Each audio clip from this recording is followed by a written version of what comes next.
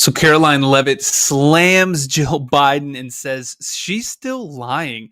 Y'all like the video right here and check this out. It was the House, and now the Senate has formalized plans to investigate an alleged cover-up of President Biden's mental and physical decline while in office.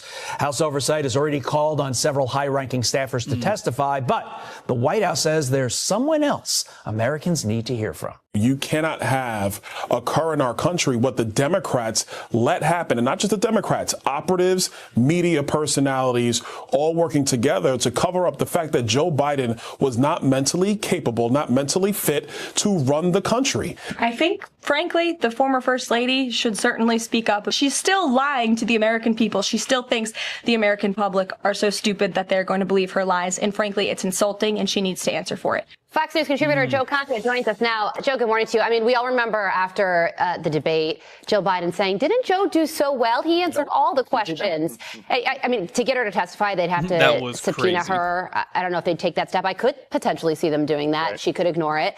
But I think a lot of Americans, both Republicans and at this point, even Democrats, would want to hear from the former First Lady about this. Absolutely, Carly. I mean, it's just like Watergate all over again in terms of asking those two famous questions. What did they know and when did they know it? Was Dr. Jill Biden's chief of staff really running the country, as now we're reportedly hearing about, a person most people haven't even heard of before? I mean, who exactly was signing all those executive orders through an auto pen?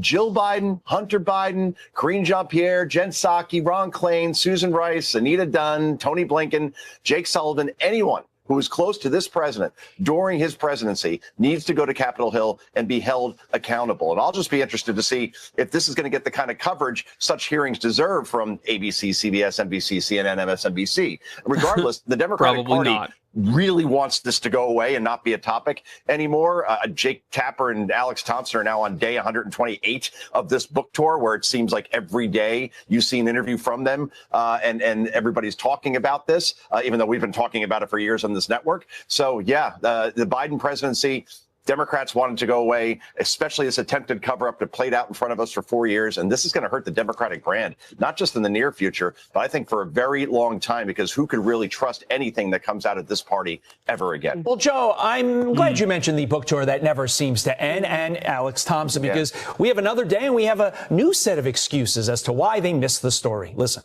I think the groupthink that sets in among Washington and the self-reinforcing and the intimidation by the White House and by feeling like you're ostracized, not just by potential sources and potentially losing access, but also by like your peers and colleagues who are like giving you side eye. I do think is like, I mean, listen, it made me doubt myself.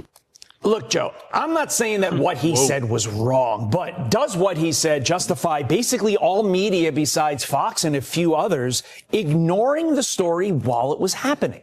That's the whole thing. He said, well, it was because of intimidation by the White House. Again, you did not have to answer to the White House if you're an actual journalist. All you had to do was watch video of Joe Biden, listen to Joe Biden speak, and you could come to that conclusion pretty quickly without hearing from White House sources close to the president. Just observe and report. It's pretty simple. And the fact that these guys are hailing themselves as heroes, sorry, just ain't cutting it.